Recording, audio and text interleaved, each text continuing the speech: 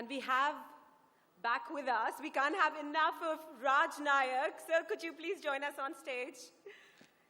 The CEO of Colors Television and Rishte at Viacom 18.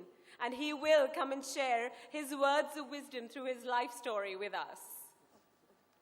Let's welcome him, should we?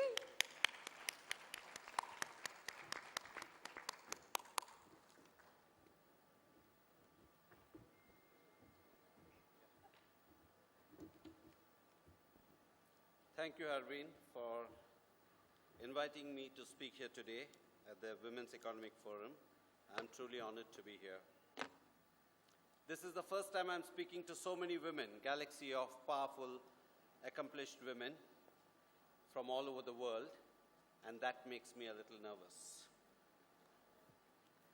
I'm not going to bore you with statistics or tell you something that you already don't know. In fact, if anything, I hope to listen to some of you and to take away something back from having come here. My name is Raj Nayak. I was born in a family of 5 children, 3 sons and 2 daughters. My grandmother lived with us. So if we did a quick count and included my mom and dad, we were 4 men and 4 women living under one roof. My life started with gender equality in the family. You know, I was lucky. I grew up in a household where the women were always treated equally. My parents didn't discriminate between brothers and sisters. My mother is 97 years old now, so you can imagine, even then, they were progressive in their thinking. When I got married and decided to have a child, we were hoping it would be a girl. And when we decided that she needs a sibling and plan to have another child, again we hoped to have a girl. We did. We were lucky. They say when you want something, the universe conspires to make it happen. I think, for some reason, both my wife and I felt that it would be much easier to raise them as kids, so much more fun in dressing them up, and with so many in our society wanting only boys, somebody had to do the balancing act. I can tell you with conviction today, bringing up 2 girls has been the most joyful experience as parents. Having daughters is a privilege and not a burden. Being the father of 2 grown-up daughters, the issue of women's rights and women's empowerment is really, really close to my heart. In an ideal world, my daughters and all women will be able to live their lives on their own terms. Although we have made progress in the last few decades, we are still not where we need to be as a society. And that is very unfortunate. Look around you.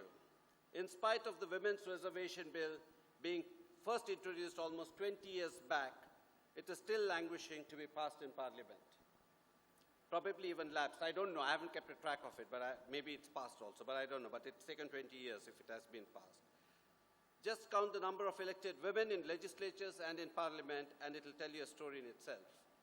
But I must add, as our Honorable Minister, Sri Raghavendra Rathore said in the morning, it seems or it is improving. In spite of a strict law against the concept of dowry, it still exists in some form or the other. And female infanticide is a reality.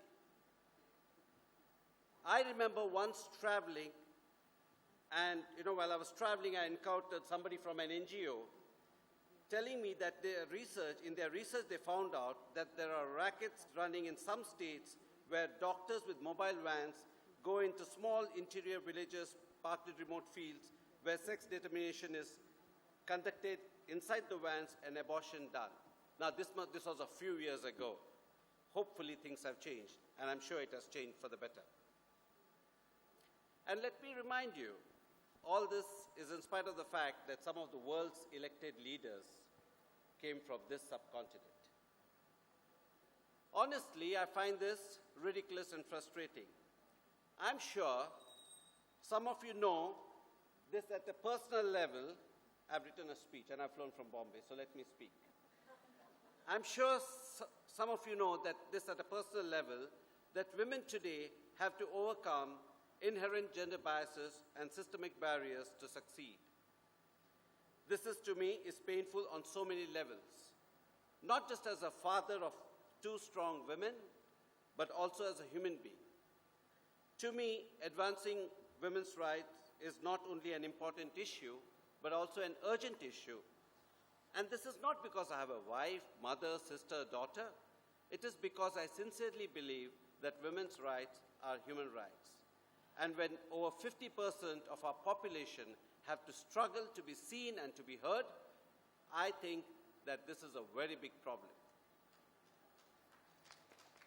My personal journey towards understanding this issue has been a long one. As a child, I really didn't notice these things. But as I grew older, I started seeing that in many ways, gender bias is inherent in our society. It bothers me when I read that women are told or expected to speak, behave, act, think, and even dress in a particular manner by not just other men, but other women also. Only when this mindset changes will women see progress.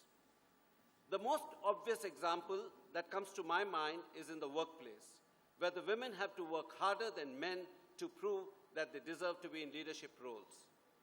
Colors, Viacom 18, the organization that I represent, is one of the biggest examples where women dominate the channel in positions of power. The ratio of female to male employees is almost 70 to 30, 70% being women. My head of programming is a woman. All key functions are headed by women. Of the 10 people who directly report to me, 8 are women. That's the truth. Colors is largely run by women, and this is something we are extremely proud of. Our ambition is to demonstrate that exceptional and talented leaders can and should be women. One of the biggest hurdles women have to face often is to choose between societal expectations of getting married and having kids in place of continuing their careers. Men never have to choose whether they want to be fathers or have a career.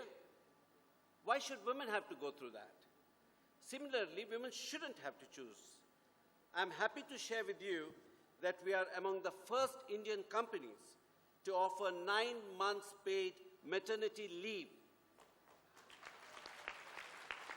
and an additional 3 months paid leave besides flexible timings for women in our organization. We did this because we wanted to make sure that our female employees know that if they would like to continue their careers with us, we were happy to have them. At the same time, it is important to acknowledge that there is still a lot of work to be done. The glass ceiling still hovers above us, and I do believe that the media can be a tool to help make gender equality a reality rather than a far-off dream. The truth is that the media has a lot more power than we think of influencing young minds. Most of our population is filled with young people, and they turn to media to formulate ideas about the world, including gender roles. We shoulder a great responsibility to put our messages of equality. We are running short of time, so I'll cut a long thing short, but some things must be said. Media is empowering women in so many other ways too. Social media, for example, and we discussed about this morning, has given a lot of women a platform to express their views. Today, women all over the world are even marching and making their voices heard. I heard in the morning session today that there are more number of women on social media than men. Now, just imagine for a moment, all the women in the world on social media decide to make their voice heard. Everybody will have to hear it, So you too have a voice, and I urge you to make it heard as loud as possible. Thank you very much. Thank you, Raj, for being an evocative cheerleader of womanhood. Thank you. I want to say a big thank you to Raj and also to William Bissell, who's have to leave. William is the owner of Fab India, which we verily know, everyone knows, whoever comes from abroad goes to shop at Fab India. And thank you, William, for making Fab India bring us incredible India. Thank you, Raj, for those wonderful words on women in the media, and very, very inspired and very grateful for both your time here. Thank you, Mansi.